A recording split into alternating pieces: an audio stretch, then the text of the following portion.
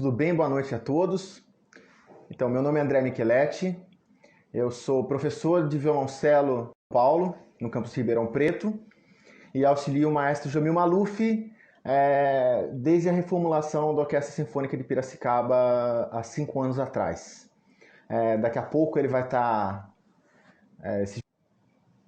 com os concertos também aos domingos, né? Aos domingos nós teremos a representação de alguns concertos desde 2015 até aqui. Deixa eu ver se o maestro Jamil Maluf já está aqui. Eu vou convidar o maestro para entrar. Estou aguardando o maestro Jamil Maluf. Boa noite, maestro Jamil Maluf. Oi, André, como é que tá? Tudo bem? E você, desculpa? E você, né? O André, você parou para pensar que a Orquestra Sinfônica de Piracicaba esse ano faz 120 anos? 120 anos, maestro. 120 anos de estrada. Ainda bem, André, que a comemoração é em agosto, né? Que o aniversário é em agosto. Exato, da cidade. Pois é, porque infelizmente a Orquestra Mental do Repertório tinha a comemoração em março e aí, por causa de tudo que aconteceu, a gente não pôde comemorar. Mas em agosto, vamos lá, 120 anos da OSP. Ô, São André, duas orquestras que estão fazendo aniversário e que tem o seu dedo, né, maestro? pois Sua é. batuta. Ô, André, deixa eu comentar uma coisa com você. Antes da gente entrar no assunto propriamente dito, eu não sei se você tem notado o que eu tenho notado, porque nas mídias sociais, constantemente, evidentemente, os nossos colegas postam seus trabalhos, né? Cantando, tocando algum instrumento, regendo, enfim.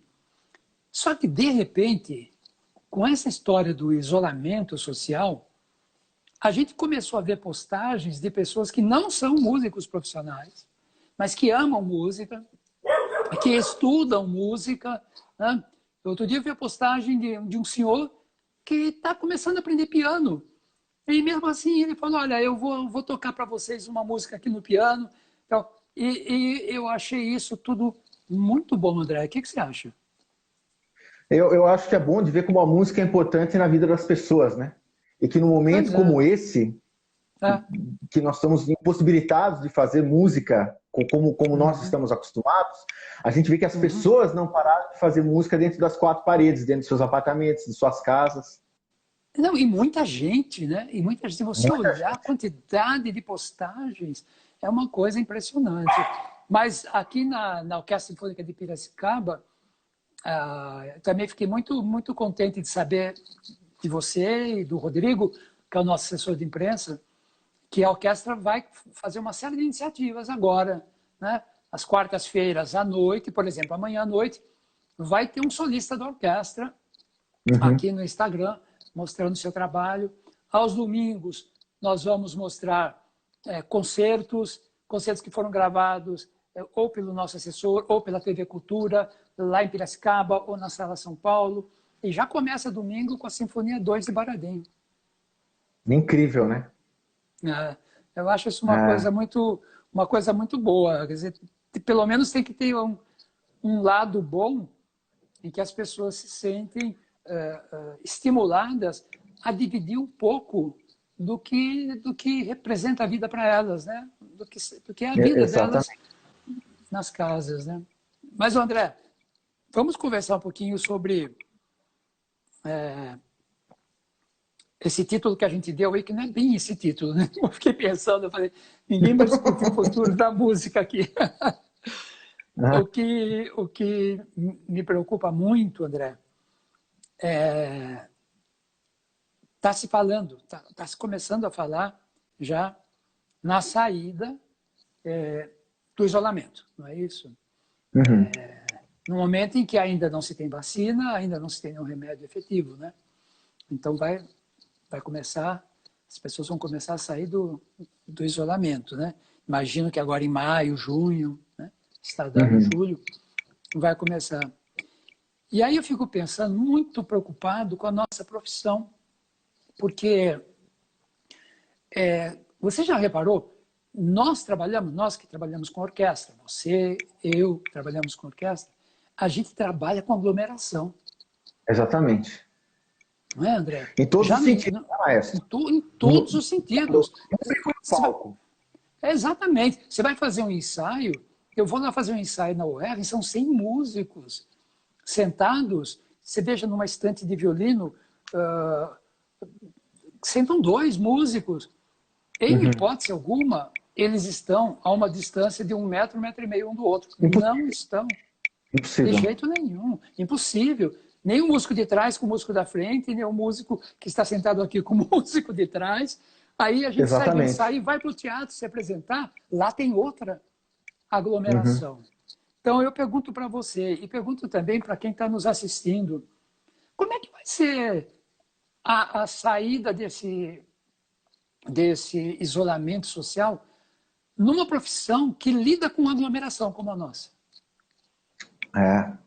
É um belo questionamento, levantar um problema muito sério que nós ainda não estamos vivendo, mas assim que houver um decreto onde nós possamos a voltar aos nossos trabalhos, como nós podemos trabalhar com uma certa segurança e como dar essa segurança para os músicos.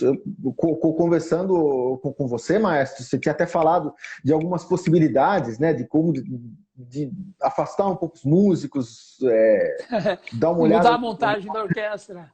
Exatamente, a montagem da orquestra. Mas se a gente pensar, não é à toa que, por exemplo, no meu naipe, naipe de violoncelos, nós sentamos com aquela proximidade, e o nosso naipe tem uma proximidade do naipe da viola, uma proximidade do maestro. É uma coisa histórica pelo próprio efeito acústico do que é uma orquestra sinfônica. Exatamente. Então, o problema nós somos um instrumento acústico, né? Exatamente. Se a gente fosse músico popular de show, aí tudo bem, a música eletrificada, entende? Um músico pode ficar numa ponta do palco, o outro na outra. Você entende? Mas nós não podemos fazer isso. E aí é bem complicado, né, André? É bem complicado, porque enquanto não tem vacina, enquanto... Eu senti essa responsabilidade, André, naquela sexta-feira que o prefeito Bruno Covas baixou aquele decreto, suspendendo as atividades, inclusive do Teatro Municipal inteiro, eu estava subindo no pódio para ensaiar o concerto de aniversário da UR, e aí eu falei, não vou ensaiar nada, eu vou dispensar a orquestra agora, imediatamente, eu não sei o que está acontecendo, e não quero ser responsável por 100 vidas, né? São jovens que estão aí sentados, né? Eu não posso me responsabilizar por essas pessoas. Então, eu não sei se esse sentimento vai mudar muito em maio, em junho agora, assim, sem vacina, sem nada, né? Na verdade, realmente é uma coisa de tirar o sono. Eu acho, eu tenho que lhe dar os parabéns por ter feito isso naquela sexta-feira. Né? De ter cancelado o ensaio, ter mandado todo mundo para casa. Que ninguém sabe o que naquela sexta-feira, depois disso, vários casos aconteceram que não foram muito bons para a nossa profissão, certo? Bom, nós tivemos uma colega nossa queridíssima, Naomi, né? Que me levou, né, para dar aula na escola municipal. A Naomi que me levou para dar aula na escola municipal. Então, exatamente. Eu fiz uma homenagem para ela também, porque ela estava entre as pessoas, as poucas pessoas da minha família, na década de 70, que foram se despedir de mim. Quando eu fui embora estudar a regência na Alemanha, ela estava lá. Mas por que eu estou falando dela? Porque nas vésperas da internação dela, até as vésperas da internação, ela estava ensaiando ópera. Num ambiente fechado, com muita gente, né? Afinal de contas, a Aida não é uma ópera de câmara. Exatamente. O cantor onde a saliva vai... Nossa, né? Isso é uma coisa... Eu acho que a nossa profissão vai ser uma das últimas que vai poder retornar, não, André? O que você acha? Assim, pelo visto, eu acho que você tem razão, Jamil. E a sua preocupação, ela é muito cabível. Não só em relação à saúde do músico, né? A saúde do músico e do público, mas também em todos os problemas que isso acaba acarretando, né? Porque sem música, sem arte, a população também sofre, né? É um pouco de alento que uma orquestra sinfônica ou qualquer uma das artes performáticas levam num palco, né, num teatro. Então, esse é um problema muito sério. Inclusive, eu acho que essas postagens, todas que as pessoas estão fazendo, né, direto, né, é impressionante a quantidade de postagens, né, como eu disse, de músicos profissionais ou não profissionais, que estão aparecendo nas mídias sociais, no Facebook, aqui no Instagram, onde nós estamos nesse momento, né? É justamente isso, é aquela necessidade que a pessoa tem de usar essa linguagem. A linguagem musical. É um grito desesperado de uma sociedade que precisa de arte. Ninguém quer abrir mão disso. Ninguém quer abrir mão disso, né? Se existe uma arte hoje que é necessária, é a arte musical, né? Exatamente. Exatamente. Só que aí vem um problema. O que muitas pessoas também não sabem, André, é que a gente tem que falar também a respeito disso, né? O que é uma orquestra, né? Na realidade. Então, aqui no Brasil, a gente já viu acontecerem casos, enfim, muito estranhos de desconsideração humana dentro de uma orquestra, né? Isso faz parte da nossa história. Mas eu acho que as coisas estão mudando. Pelo menos, por exemplo, na Orquestra de Piracicaba, na UER, o que eu percebo é uma identidade entre as pessoas que estão ali. Todos estão ali com um objetivo muito bem definido. Muito bem definido. E esse objetivo, graças a Deus, não é mais brigar com o companheiro da estante ou ofender o maestro. Não é? Eu acho que essas coisas estão mudando. Estão ficando no passado. Então, aos poucos estão, por mal ou por bem. Né? Exatamente. Por mal ou por bem. Mas, então, quando você vê uma situação como essa, em que está acontecendo um negócio como esse, eu fico preocupado. Eu olho para os meus músicos e falo, não, eu não vou expor meus músicos dessa maneira. Eu não posso, sabe? A Sinfonia Novo Mundo de Dvorak é importante para mim, mas a vida dos meus músicos é mais importante. Né? Exatamente. Então, isso acho que fala mais alto, né? Realmente é. E que danado que danado esse vírus, não? Que danado esse vírus, né?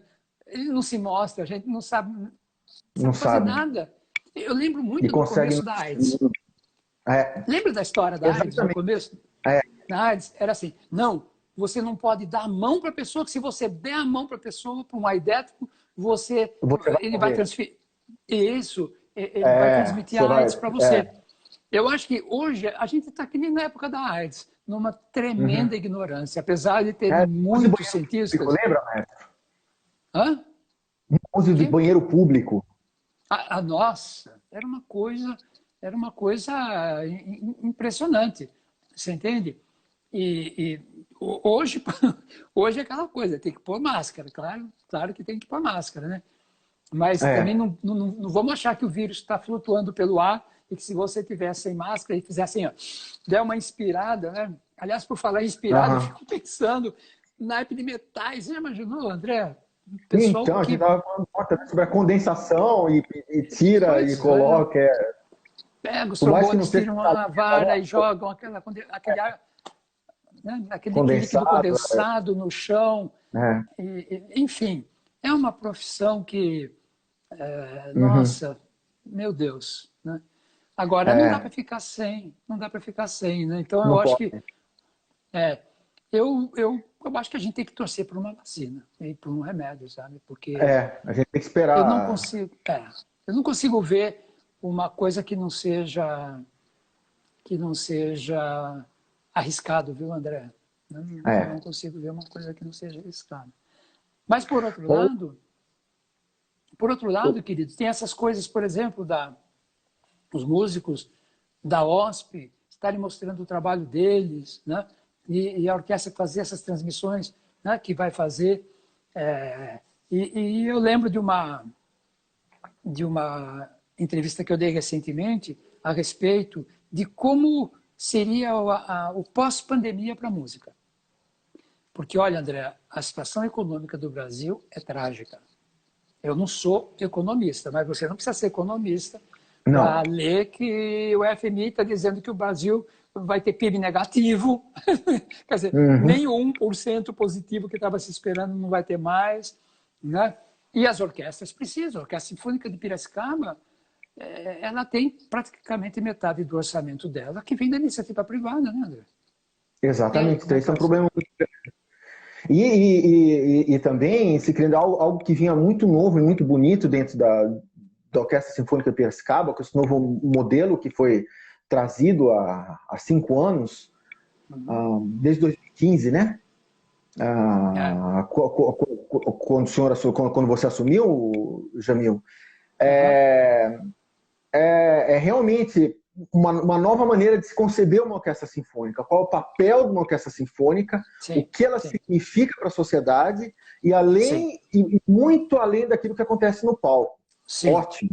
Mas mesmo assim, para isso tudo acontecer, para essa nova esse novo esquema, né? Esse novo esqueleto do que significa uma orquestra sinfônica Uhum. numa comunidade como a Piracicabana acontecer, nós precisamos de grande parte, a gente tem iniciativa pública, mas também na iniciativa privada. E com Com todo certeza. esse panorama se desenrolando, o que será de nós? Porque um músico, na verdade, hoje em dia, por conta das leis, como elas são, é um prestador de serviço. E ele só pode Claro, receber a partir do momento claro, que ele presta o serviço. claro, Então, esse é um claro. problema muito sério que nós estamos enfrentando e nós precisamos achar uma equação para a nossa instituição, o que é a Sinfônica de Piracicaba, que já é mais do que centenárias, né? 120 anos estamos comemorando esse ano. Exatamente, né? E eu acho que um dos caminhos que nós vamos ser forçados, no bom sentido, a seguir é a internet, né? É descobrir o que nós podemos fazer com o produto do nosso trabalho, né? Na internet, nas mídias sociais, você entende? Fazer o que as grandes orquestras europeias, americanas já fazem há muito tempo, né? Uhum. Você vê a Filarmônica de Berlim, por exemplo, né? Quer dizer, todas aquelas transmissões que eles fazem são coisas fantásticas. E essa coisa incrível que eu achei, André, deles liberarem concertos graciosamente à população. Eu achei isso Exatamente, fantástico. exatamente. Achei isso fantástico, porque é, é, isso cria um vínculo, né? De repente, a orquestra está dizendo para a população o seguinte: em tempos normais, precisamos que você pague o seu ingresso para nós podermos sobreviver, né? Mas esses Uhum. não são tempos normais. E a gente quer dizer para vocês que vai estar junto com vocês, mesmo num tempo que não é normal, né? Não vamos pedir o seu dinheiro, não. Nós vamos mostrar a nossa arte. Eu acho que esse momento dramático, trágico, que não precisava ter acontecido, está trazendo muitas lições, né? Tá, tá. E está trazendo, mostrando quão generoso o artista pode ser, Exatamente. né? Não, Exatamente. não Aquele que importa, ama verdadeiramente a sua arte, né? Aquele que exatamente. tem Quem um realmente amor, ama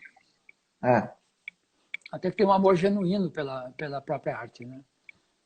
E pela arte, aí pela é que humanidade, eu... né? O amor pela arte é um amor pela Exatamente, humanidade. exatamente.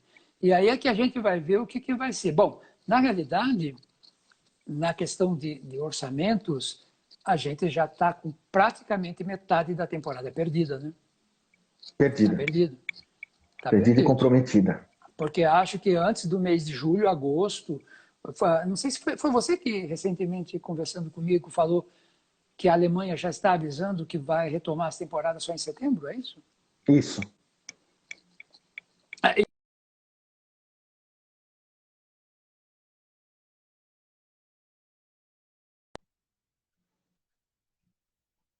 Elas começam em setembro ou outubro. Eu lembro quando eu era Aham. aluno de regência na Alemanha, eu estudei numa escola que eu começava em setembro e mudei para outra que começava em outubro. Então, na realidade, eles vão estar desconsiderando todo o início do ano e começando a temporada normal. Então, na realidade, aí o que você tem aí é a necessidade de um orçamento menor para esse ano, né, André? Porque metade do ano já foi, se você pensar do ponto de vista de cachês, né? Exatamente. Exatamente. Infelizmente. O que é desesperador também, porque se a gente pensar, tem pessoas que iriam viver só desse cachê durante essa metade do ano, né? Pois é. Não, é impressionante.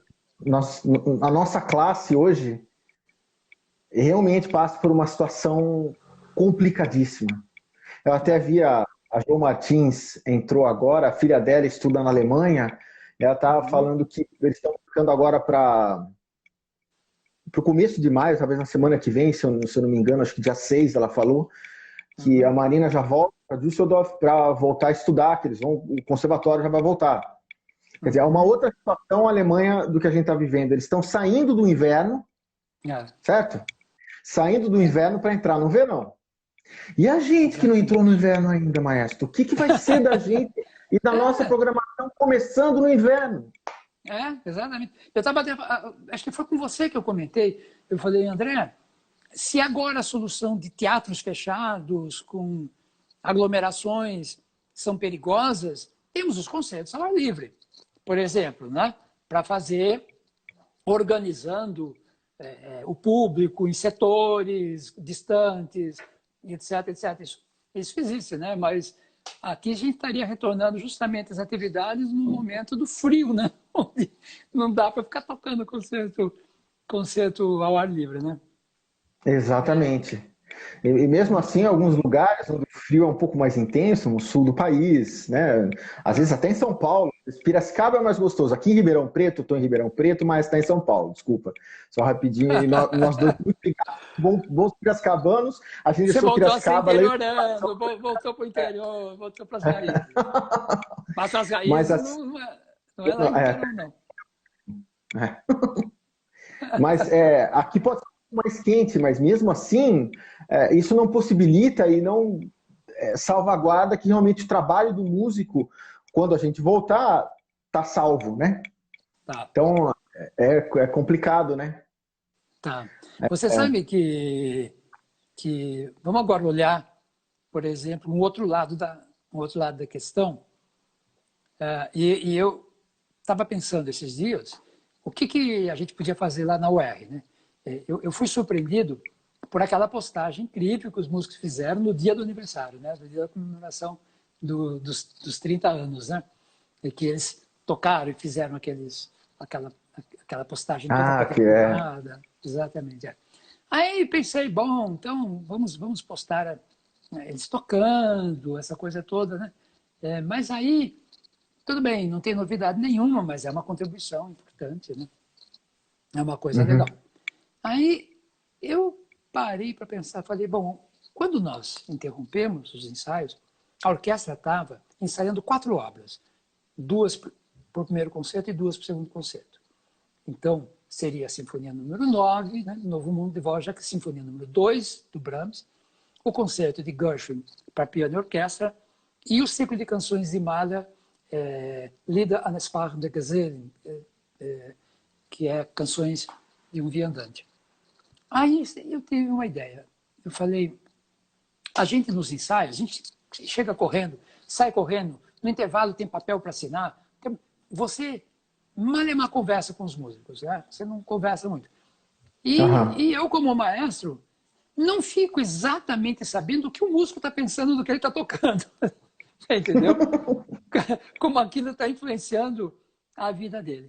Então eu tive uma ideia, e essa ideia agora está dando frutos, de pedir a cada um dos pré-profissionais da UERJ, são 83 músicos, a cada um deles que escolhesse uma dessas 4 obras e fizesse uma análise musical, sociológica, estrutural dessa obra e mandasse para mim. Então, eu estou começando agora a receber, você pode imaginar, são 83 análises. Para ler. 83 anos, para ler todas elas. Mas eu vou lhe dizer, eu estou passado. Por quê? Eu leio cada parágrafo, eu leio cada frase, entende? Cada sacada dessas pessoas a respeito das obras, né, que eles estão tocando, que eu falo, meu Deus do céu, como seria importante a gente conseguir, de alguma maneira, ir além de apenas um ensaio, né, André? Você entende? Exatamente. Conhecer, Exatamente. sabe, a fazer aquela coisa que o teatro faz, aqueles círculos de discussão, entende? Talvez pegar um ensaio e fazer uma discussão aberta dos músicos a respeito de uma das obras daquele repertório. Porque o que está acontecendo agora, que eu estou percebendo, André, é que eles estão se aprofundando de uma maneira que talvez só com os ensaios não seria tão, tão, tão definitivo assim, tão profundo assim.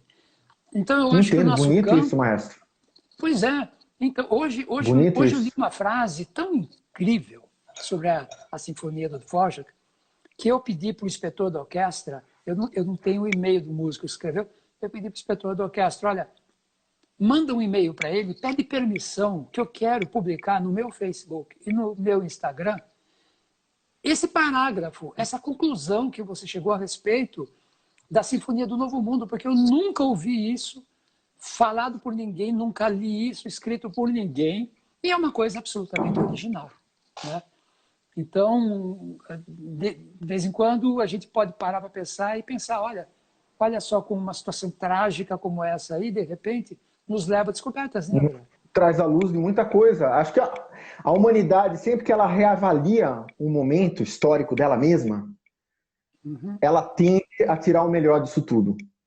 Olha que coisa maravilhosa que acabou de trazer para todos nós, e que, no fundo, a gente pensa que uma interpretação, uma visão, a música, quando a gente faz de forma orquestral, ela é, claro, ela tem a visão do maestro, o maestro que vai trazer essa linha junto, mas o som de cada um é que faz a orquestra. E uma orquestra boa é feita por cada um dos sons, né?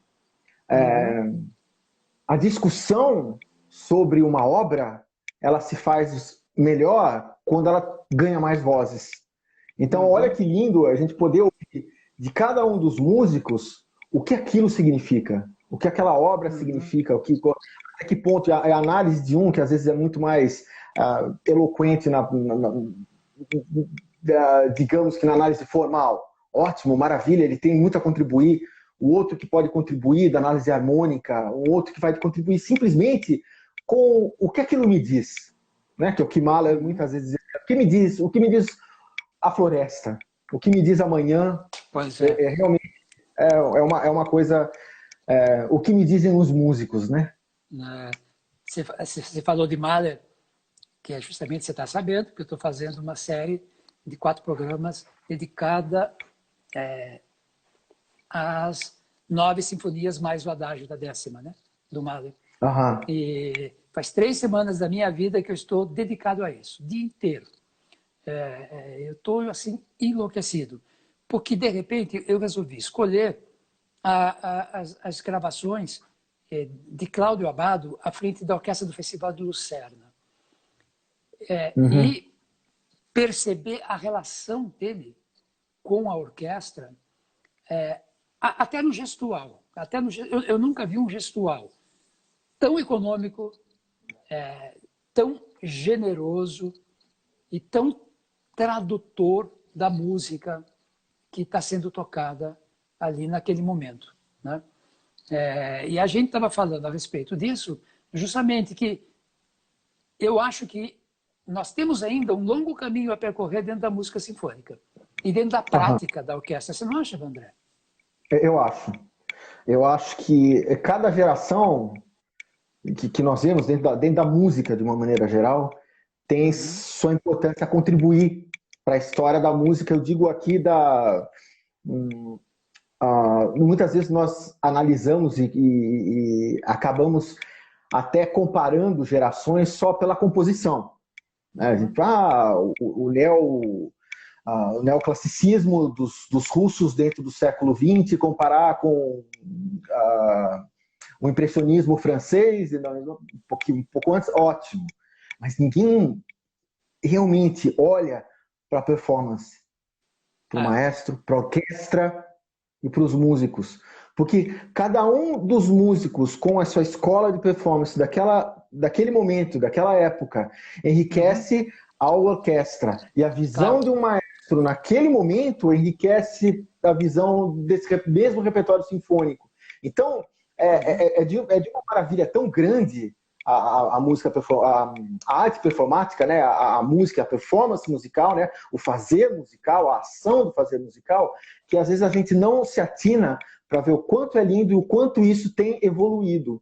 E uma das que você bem trouxe talvez seja isso, ou seja, é realmente se abrir discussões e uma orquestra ser democrática, a própria sensação do músico da obra que ele toca. Exatamente. Isso está sendo possível, toda essa linha de pensamento está sendo possível porque, apesar de toda a tragédia que cerca, e a tragédia, puxa, você vê todo dia estampado no jornal, né, as histórias terríveis das pessoas, né, que estão vivendo na carne isso, ou que adoeceram, ou que tiveram parentes que adoeceram, ou morreram, entende? E tem o outro lado da história, que é o momento que é da pausa para a meditação, né? Que é o momento que cada um de nós, eu acho que vai tirar dessa pandemia alguma lição. Exatamente. Seja uma lição difícil, ou ela vai ter iluminações e pensamentos e conclusões que a correria da vida anterior não permitia. Então, eu acho que por isso que muita gente fala que a vida depois da pandemia não será mais a mesma, né? Mas o que é esse? Eu já estou percebendo que a minha não vai ser mais a mesma. Não vai ser mais a mesma. Eu quero mais da minha carreira. Não quero reger conceito a mais. Eu não preciso reger um conceito a mais, um a menos, pelo amor de Deus, já regi tanto, né? Mas eu quero extrair mais do que significa reger e do que significa estar na frente de uma orquestra, entendeu? E como essa experiência pode ser enriquecida. Você não acha, André? Eu acho. Eu acho que você tocou num ponto que é crucial para a consciência humana. Essa autoavaliação só não faz nesse momento que não quer. Que nós somos seres, eu vou até... o Aristóteles falava um pouco disso, lá para trás, Heráclito falou também, e até o Sócrates se referia a eles como os fluentes, né? Que o mesmo homem nunca se banha no mesmo rio. O Sócrates se referia aos pré-socráticos, né? Que pensavam assim. No fundo, nunca nós somos os mesmos depois de um domingo, depois de uma segunda-feira, depois de uma terça-feira, depois de 2 horas, certo? Mas eu acho que esse momento e todo esse pandemônio que a gente vive é realmente nos forçando a uma autoanálise e a ter um poder de transformação muito rápido e muito profundo. Eu acho que a humanidade não será a mesma depois disso. A humanidade vai se reavaliar e a mesma transformação, talvez mesma não, eu digo, quando tudo isso for história, talvez uma transformação tão aparente quanto após a Primeira Guerra Mundial, do final da sociedade vitoriana, a gente esteja vivendo o final de uma época. O Fábio Presgrave, um amigo violoncelista, professor em Natal, falou uma coisa muito séria. Para ele, o século XX começa agora. Pois é. Está começando agora, né? O século XXI. Está começando agora. O 20 já ficou lá atrás. A gente já foi, né? Já foi. É que eu ainda estava no século XX, porque eu estava antes da pandemia. Tem umas experiências que é melhor não trazer de novo, né, André? É melhor não. Mas sabe, eu queria perguntar uma coisa, maestro. Assim, de tudo isso, essa questão profunda, eu queria saber, porque acho que nem todo mundo, nem todos os seres, eles estão se importando tanto com a pandemia. Eu gostaria de saber a felicidade do Sony de te ter todos os dias em casa. Primeiro nós temos que explicar para os nossos amigos quem é o Sony, né? O Sony é meu cachorrinho. Ah, ele está super feliz, ele está absolutamente feliz. Mas e eu também tô bastante feliz, né? Embora eu fique a maior parte do tempo aqui, você está olhando aqui atrás, as minhas partituras, é só um pedacinho do monte de partituras que tem aqui, né? Essa é a minha Disneylândia. Entende? Isso é bom. A minha Disneylândia é essa que está ouvindo ele latir? Não ouviu, né? Eu tô, por isso que eu perguntei, eu tinha ouvido ele no começo. Ele tá postando também, ele quer postar. Ele quer apostar, sim. Mas é um cachorro muito interessante porque é a primeira vez que eu tenho um vira-lata, né? Antes eu tinha cachorro de raça, né? Schnauzer, essa coisa toda. O Pichu, que era muito, muito querido, muito amado, que morreu com 14 anos, né? E agora eu tenho um vira-latex, né? Autêntico, você entende? E é muito engraçado como muda tudo, né, André? Muda tudo. Mas voltando ao nosso assunto do coronavírus, né? Eu acho que o que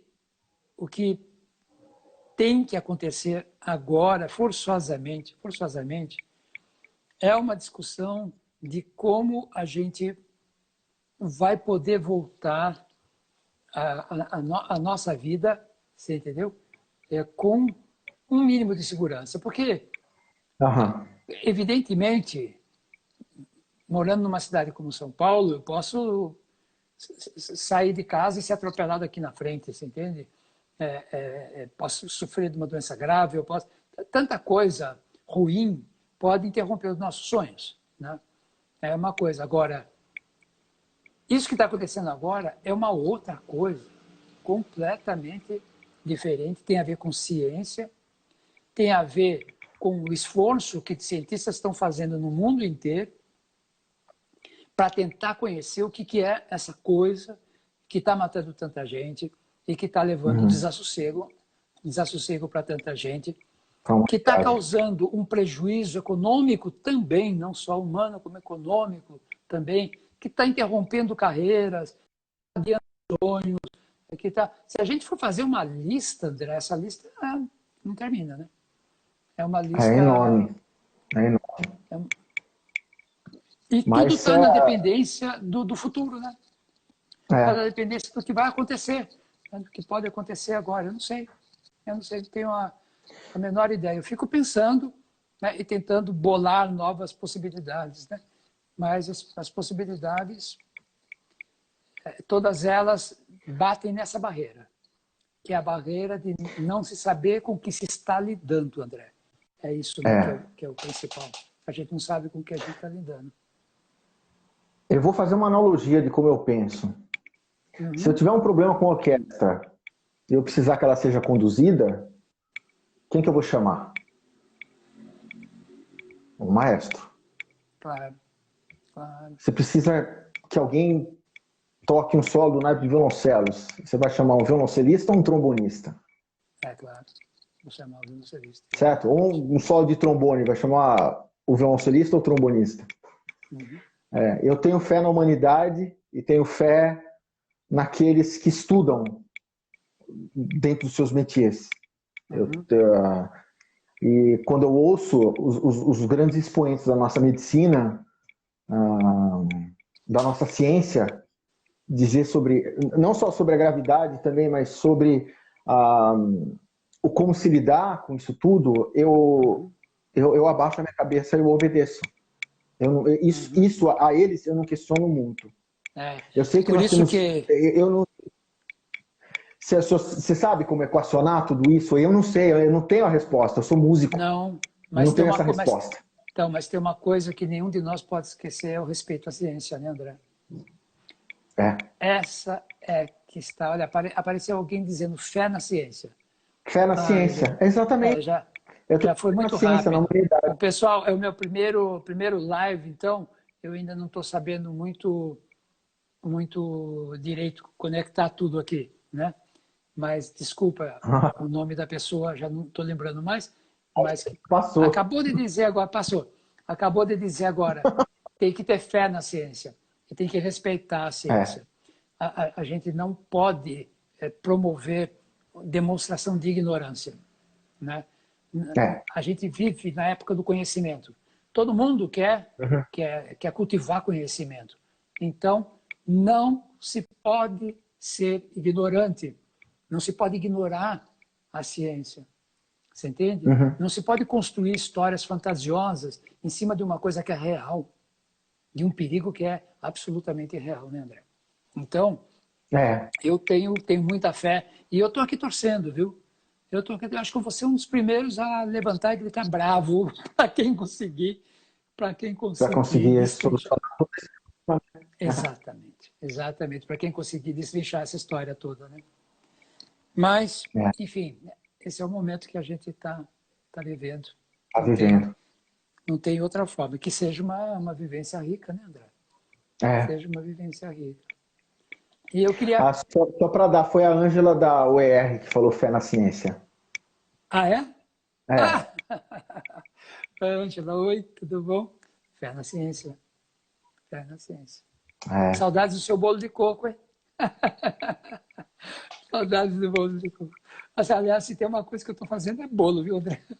Um bolo atrás do outro. Fica enorme.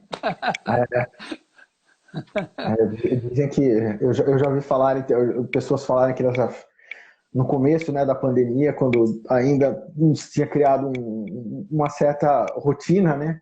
Nossa, eu já fiz 6 refeições, eu tirei 7 cochilos e não anoiteceu ainda. Então, todo mundo voltou para a cozinha, todo mundo voltou a conversar mais. Oi, Angela lá. A Angela apareceu de novo.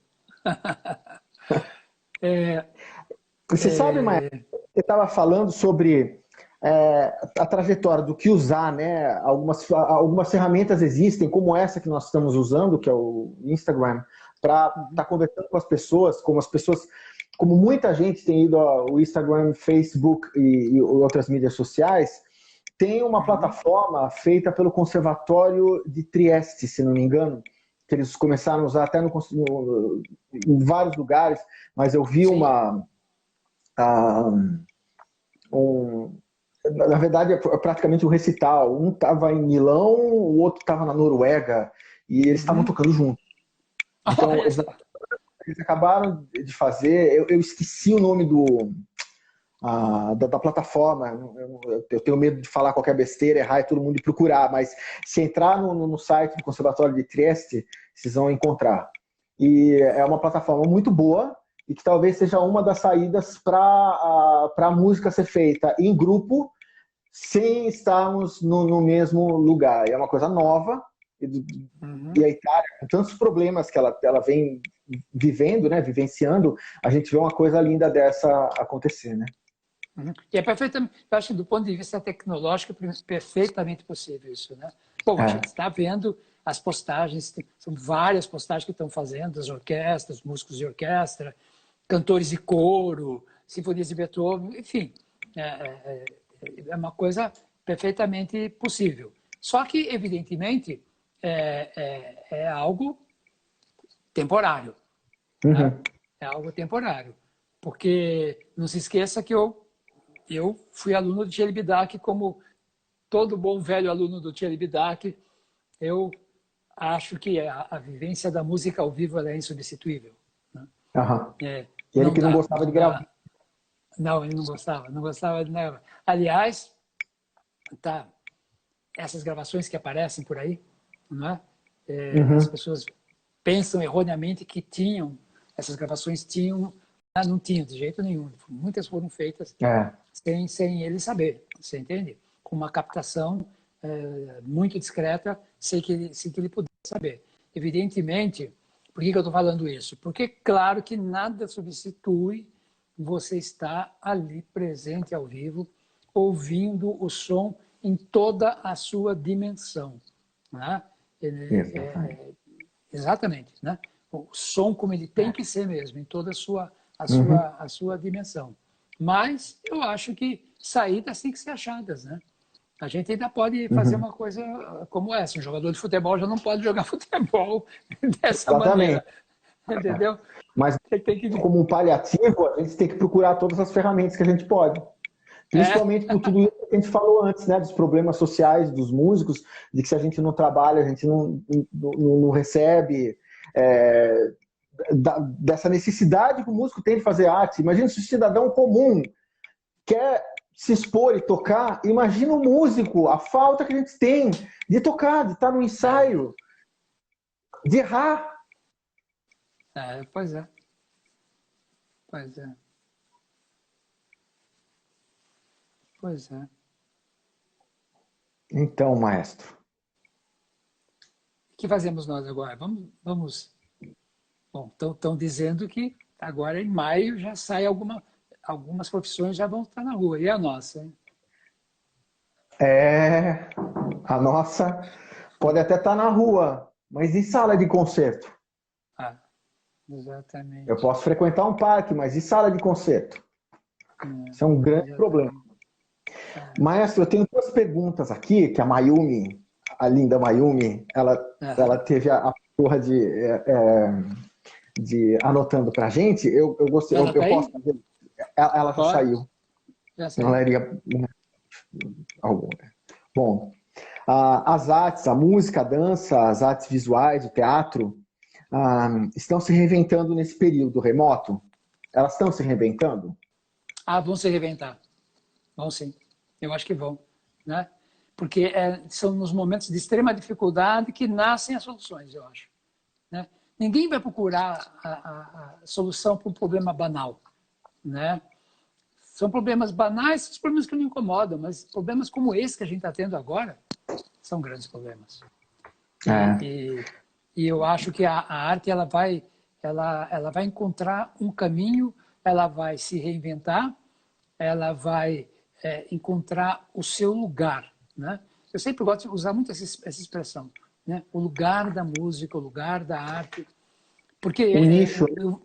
Exatamente, eu valorizo, e a gente não pode ficar sem estar nesses lugares que são importantes, né? Essa é uma explicação, por exemplo, por que quando eu voltei da Alemanha, desde o início, eu me preocupava em estar na mídia, me preocupava em fazer programa de televisão, Primeiro Movimento, me preocupava em fazer o programa Palheta no rádio, entende? Que me dava um trabalhão, todos esses programas. Continuo no rádio ainda, fazendo programa intérprete, essa coisa toda, porque a gente tem que ocupar, nós temos que estar nos lugares, né? E esses lugares eles têm que ser ocupados. Então, é nesse sentido que eu falo, e que a gente tem que reinventar, no sentido de que a música e os músicos que trabalham com a chamada música erudita, o que a maior parte gosta de chamar de música clássica, durante um bom tempo foram muito ariscos a se expor para a mídia, né? Não tinha que botar o seu CD embaixo do braço e caetituar esse CD nas rádios como o músico popular faz. Você entende? Então, eu acho que houve esse enorme progresso, você entende? Já os CDs já estão passando em prol das mídias, você entende? Das plataformas de streaming e coisas assim. Então, tá aí. A arte está se reinventando. Né? Tem muita coisa surgindo sempre, nessas né? plataformas. Claro. Essa pergunta foi do Michel. É? Um abraço. Então, maestro, outra coisa, só lembrar que quando a gente estiver perto de encerrar, eles me mostram uns segundinhos, minutinhos aqui, eu falo, aí você pode fazer o encerramento, tá, maestro? Tem uma outra pergunta. Dá uma da Mili Gregório. Não vale usar da panelinha, das outras. Bom, todo mundo está entrando em todas as... Não, eu compro essas massas prontas porque eu não sei fazer.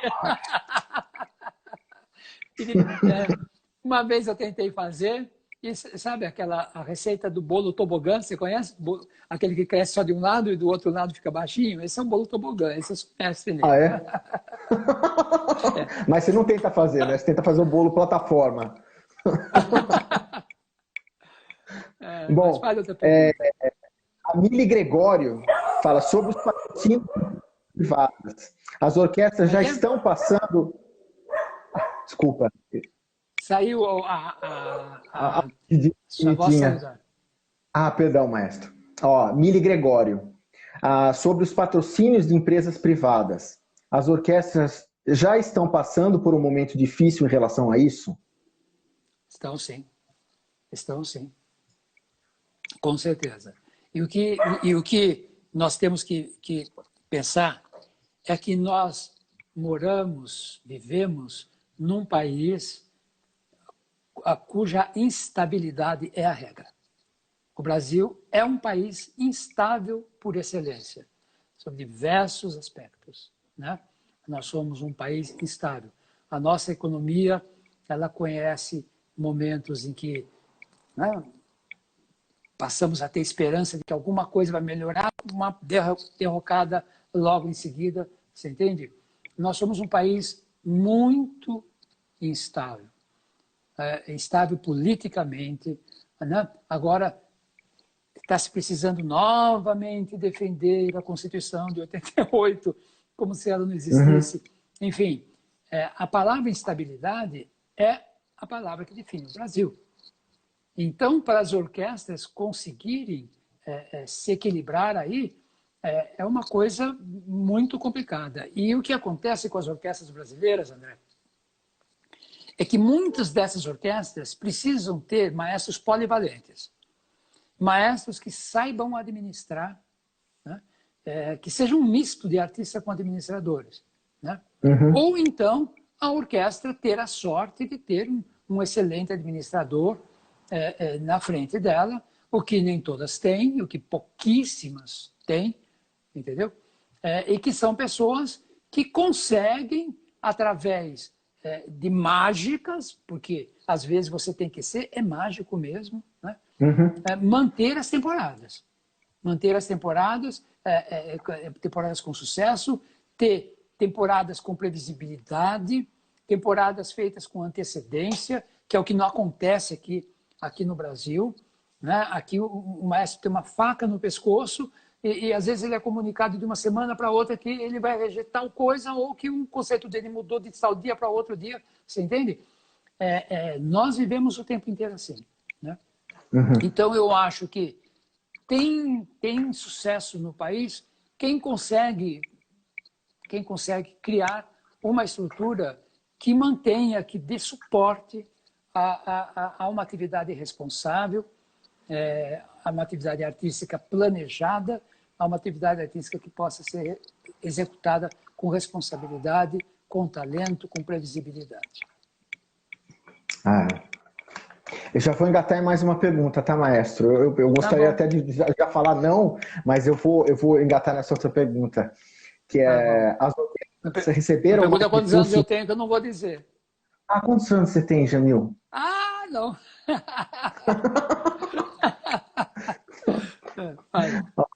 Pergunta da Jo Martins, que as orquestras receberam mais recursos no último ano? O último ano seria o ano passado? Passado? Não. Não. Essa que é o que eu falei, responder o não. E até foi um ano difícil de fechar, né? Vamos contar para as pessoas como é que foi dezembro para a orquestra? Então, conta você. Eu tive que me afastar por causa da morte da minha mãe, infelizmente. Mas, exatamente. Conte como foi dezembro da Orquestra Sinfônica de Piracicaba. A gente correndo para tentar fechar o ano. A gente recebe um aporte público, né, da prefeitura, e um outro aporte que ele vem via Lei Rouanet, né, as leis de incentivo à cultura. E a gente teve problema com um dos nossos patrocinadores, né, com a vinda desse aporte, e chegando, que a gente já contava com esse aporte, e chegando em dezembro a gente não tinha essa verba e dificultava nós fecharmos o ano, chegarmos até o último concerto, né? E eu como uma atitude, o maestro Jamil Maluf estava afastado, por conta Uhum. da dona Talginha, né? Ela já estava acamada, ela estava bem doente, né? E eu já procurava, já fui falar com o Zé Carlos, que trabalha com a orquestra, né, que é um dos administradores da orquestra, falaram, não tem dinheiro, não tem conserto, a gente não pode fazer a orquestra funcionar sem dinheiro. E os músicos, um grupo de músicos veio e disse, não, a gente toca. Nós tocamos, nós faremos a música. Quando a orquestra tiver os fundos, ela, Ela paga. ela, ela paga.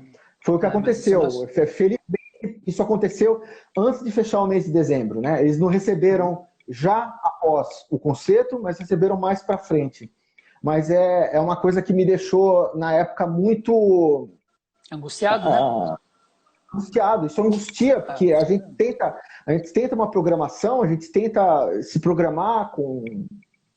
E não podemos reclamar, né? Porque aqueles que nos auxiliam da iniciativa pública e privada têm feito, né? Eu não sei, mas é diferente, porque tudo, a gente tem uma inflação, ela não vai. Ela não vai ser um pouco menos drástica com os artistas. Ela cai sobre os artistas também.